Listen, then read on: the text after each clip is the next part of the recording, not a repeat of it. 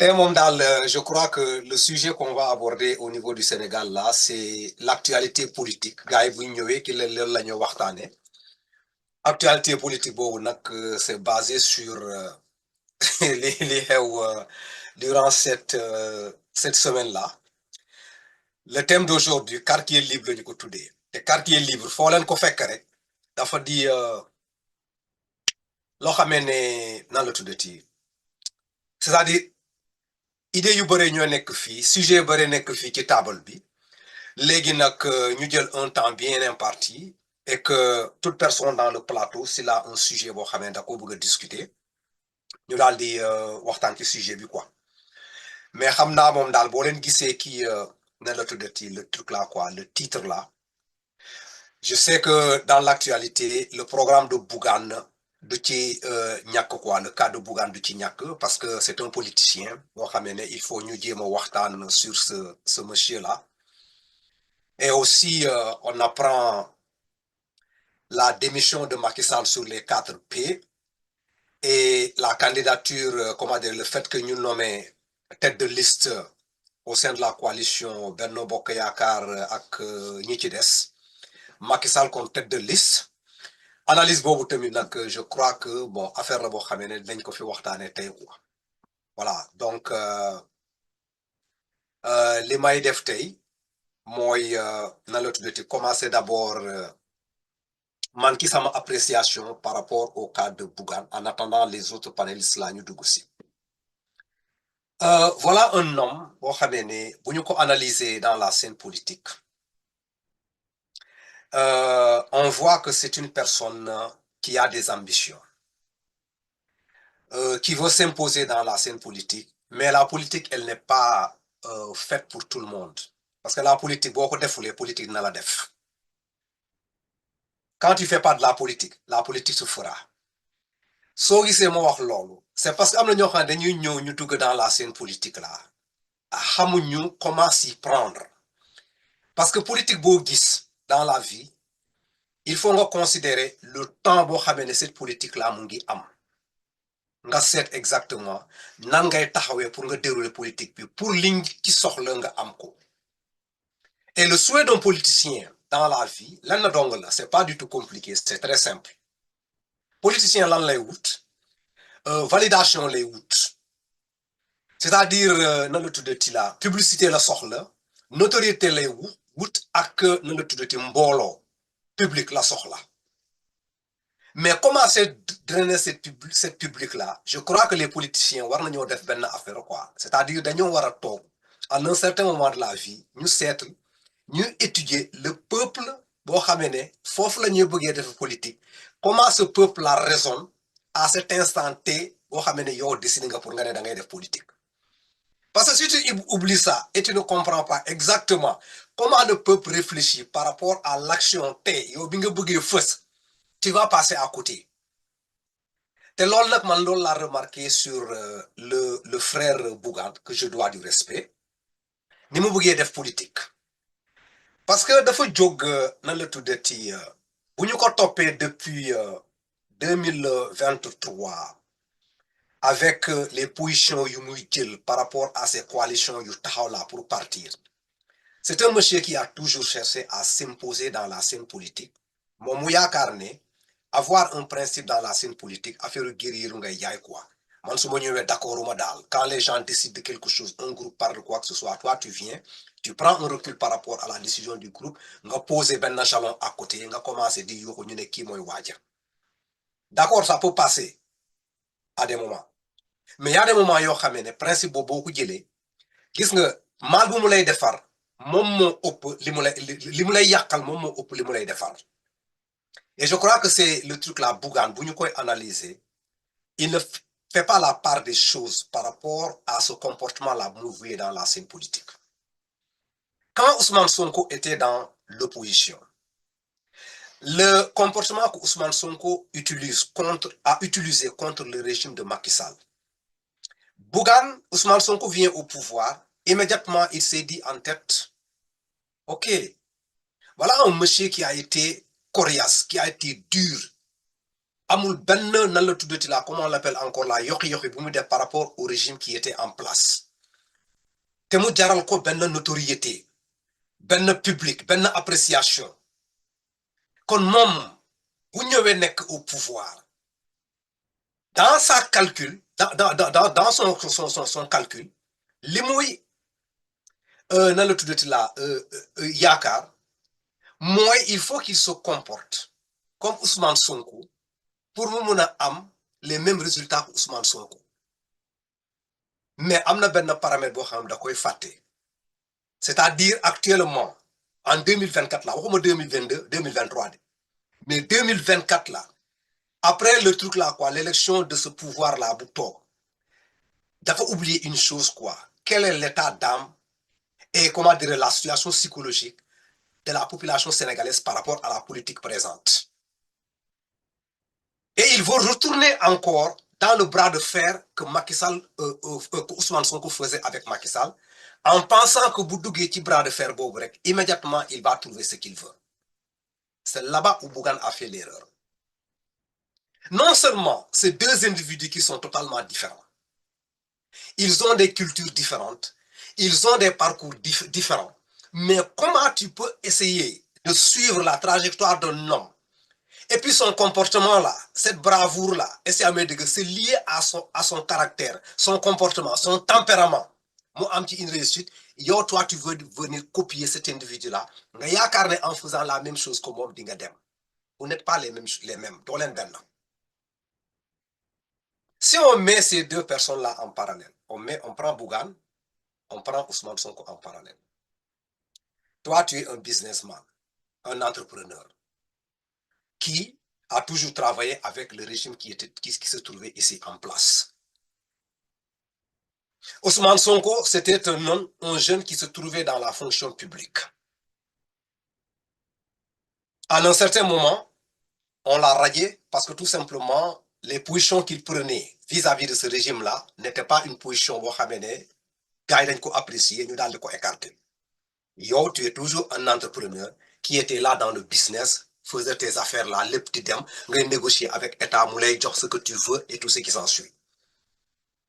Ousmane Sonko dans son parcours bi ñu ko radié ba pare malgré toute cette souffrance là bi mu enduré qu'est-ce qu'il a fait? Il s'est investi dans la politique. Quand il s'est investi dans la politique lan la def? Il a pris un recul toog bind benn livre mu am une vision boo xamee ne boobu loolu la bëgg a comment dirais-je la atteindre vision boobu pour mu atteindre ko xam na y a des choses yoo xam ne qu'il faut régler d'abord avant de parler comment on l'appelle encore là nan la tuddee là avant de prendre une position contre le régime. Ousmane Sonko taxaw liggéey ki taalu xel la jeunesse. Quand Ousmane Sonko a réussi ce pari là mu taal xelu jeunesse bi loolu continuer une grande partie de la population sénégalaise commençait à prêter attention à ce jeune-là. Les dénonciations qu'il faisait, Ousmane Sonko n'était pas dans le truc là, quoi, dans comment on l'appelle encore là, dans l'évasion, quoi. C'est-à-dire, bon, attaquer, parler dans le vide et essayer d'attaquer dans du n'importe quoi. Non. Il va dire aux Sénégalais que la condition que vous êtes en train de vivre comme ça, c'est le régime là en place. Et je vais vous démontrer. Il entre dans les détournements. Dans ces détournements, il n'était pas dans l'affirmatif seulement. On l'a vu à l'Assemblée nationale. Il va aller là-bas. Il va défendre ces causes-là au niveau de l'Assemblée nationale. Mu jóge foofu nag muy jël des rapports là pour des preuves là pour dem Cour des comptes di ko déposer foofu di expliquer aux Sénégalais sunu souffrance bi ngeen di gis nii du kenn c'est ce régime-là avec les preuves à l'appui. Yow nga nekk en tant que Bougane dans ta tranquillité dans ton business là en train de collaborer avec l'état là boo xam ne Ousmane Sonko mu ngi doon def la guerre contre cet état là. Donc toi tu n'es pas inquiété. Lui, il a eu un problème avec l'état parce qu'il était dans la dénonciation. Quand on l'a radié de la fonction publique, il a toujours connu ces dénonciations et il s'est rabattu vers le peuple là pour taal seen xel cette jeunesse là. Loolu rawatina mu bind un livre là mu ñëw taxaw tous les Sénégalais dans un plateau les journalistes confondus ñëw taxaw mu jàkkaarloo ak adduna bi mu wax moom intention mu am pour le Sénégal. Donc voilà, deux personnes, si on écoute les Ivoiriens, on dit qu'il n'y a pas photo pour les deux là, quoi. C'est-à-dire, bon, c'est une trajectoire de ben. Donc, Ousmane Sonko, vous n'êtes dans cette trajectoire-là. Nous indi un débat de haut niveau au niveau du Sénégal. Nous commencé, nous on n'était pas dans le passif là. On avait apprécié ce genre politique, bon, on a apprécié. Mais quand Ousmane Sonko a attiré les gens, comment dire là, dans cette logique-là, dans cette façon de faire la politique-là, ban déclic la def au niveau de l'État vous n'est confie. Non, non, non, ce jeune-là, on le laisse avec cette trajectoire-là, tout bas nous. Donc, il faut chercher tous les voies et moyens là pour essayer de l'arrêter. Voilà maintenant le cas d'Adjissar Nyoboudoukou. Et le cas d'Adjissar Nyoboudouké, qu'est-ce qu'Ousmane Sonko a fait en premier? Il s'est levé, il dit que c'est un complot, on veut l'éliminer purement et simplement parce qu'il est le troisième larron, quoi. Macky Sall a réussi avec Khalifa Sall, Macky Sall a réussi avec l'autre là, comment on l'appelle encore là, Karim Wade. Maintenant, c'est Ousmane Sonko qui reste. Maintenant, les Sénégalais, vous êtes là. Et il a été bien clair, je ne vais pas essayer d'aller m'adosser derrière une puissance extérieure là. C'est le peuple sénégalais. Je suis un agneau de sacrifice. Je vais éliminer purement et simplement mes leaders. Le peuple a acheté. Donc ce peuple-là, nous constitue un bouclier derrière Ousmane Sonko. Si Ousmane Sonko se lève là, aller contre ce régime-là, fait que le peuple là a des problèmes avec ce régime-là, le combat d'Ousmane Sonko devient légitime pour le peuple. Donc sa popularité là, on peut l'expliquer. Pourquoi? Parce que dans la situation le peuple en avait marre, le peuple là ne comprenait pas ce qui se passait autour, et voilà un jeune qui vient, prend le devant, mon comment dirais-je là, le guide, je ne dirais pas spirituel, mais un guide politique qui va ramener. Il ne transige pas avec ses positions. Amul ben transition dans sa position. Droit sur les bottes, il ne recule pas, il ne cède même pas devant la pression. Sénégalais xamé qui ku nek ci ginnaw boko topé, tu vas aller au salut avec lui. Un homme qui a ce truc là, ce comportement là derrière lui, mu nek di attaquer ce régime là. Mu dem à un certain moment le pouvoir tombe qui loxom. Voilà, donc moi je vais me lever, Bougane par exemple. Les opposants sont là, Mounek une course qui va être l'opposant le plus farouche de Ousmane Sonko. Mais si on oublie là, en général, ce sont les gens qui ont des partis politiques qu'on considère comme étant des gens qui peuvent venir dans l'opposition, nous avons une opposition farouche. Mais Bougane n'a même pas de parti. Mais il est tellement pressé parce que lui, il veut prouver que lui, c'est une personne qui a un mouvement. Amagolo parti ça, tu n'as jamais participé à une élection. Toutes les tentatives là, il y a pour participer à une élection, yo muso dugg ci ben élection, quel muso la peser, yo nga taw, bëgg woné aux yeux des Sénégalais que moi, je dois être l'opposant le plus farouche là, quoi. C'est-à-dire le numéro 2, quoi. C'est-à-dire, même Amadou Ba n'est plus le numéro 2, quoi. C'est-à-dire, Bougane mo bëgg jël ce manteau là, mu sol ko. Maintenant, pour porter ce manteau, lu nek jaral la ko. Et pour lui, il pense que Boutahawe vous tenir les mêmes langages que Ousmane Sonko a tenu devant Macky Sall. Mais le monsieur a passé à côté. Parce qu'il n'a pas compris là où Ousmane Sonko a quitté pour arriver là. Ce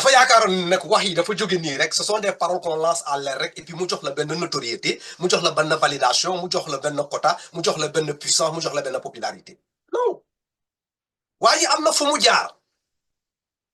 C'est celui qui suit la trajectoire de Ousmane Sonko, ben nous aujourd'hui au pouvoir là. Tout politicien au niveau du Sénégal là, n'a succombé et puis sur Macky Sall. Mais le jeune a refusé. C'est la mort ou rien. Vous pouvez me sacrifier, vous pouvez me tuer, mais je resterai dans mes principes. Sénégalais n'ont pas de l'eau. Et Bougane lui il dit que oui, moi je vais me lever là. Donc ce sont des injures. C'est-à-dire quand Ousmane Sonko dit à Macky, dit là, Bougane récupère les mêmes phrases là pour dire que oui je suis là. Vous commencez à dire affaire guerrier, tu vas me tuer, bien je vais te tuer. quel rapport moo fi nekk Sénégal bal tàkkul amul benn problème bu nekk digganteem ak Ousmane Sonko mais cette phrase là qui vient dans l'air là danga ma rey mbaa ma rey la quel est l'intérêt que Ousmane Sonko a pour ne muy rey Macky dina la tuddi la safrla ko Bougane une personne boo xamee ne amul même sa parti politique sax amu ko mouvement la yor il n'est même pas nan la tuddati la le deuxième comment dire qu'on peut appeler le chef de l'opposition nekkuloo ko ban puissance politique la yow nga am en tant que Bougane boo xam ne tu peux aller contre pour dire à Ousmane Sonko may rey ma rey Ousmane Sonko quel intérêt la Ousmane Sonko di am ba ñëw mais day dem de en confrontation avec Bougane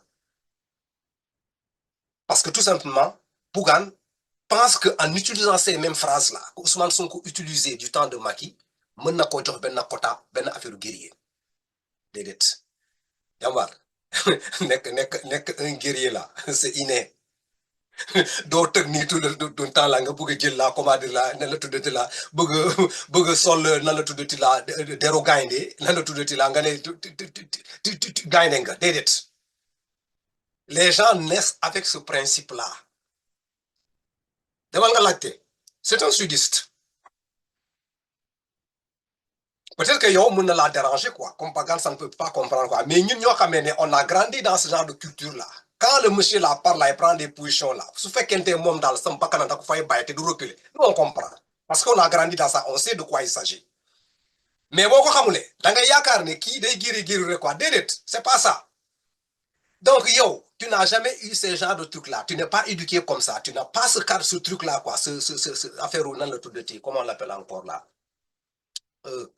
allure boobu nga bëgg a imiter un individu parce que tout simplement tu te dis que lii su ma ko defee rek immédiatement les Sénégalais moom doon quota loo tax na je vous disais que dafa analyser très mal la situation nan la tuddati la psychologique de la population à l'instant T boo xamee ne moom dafa jóg pour mu mun a exceller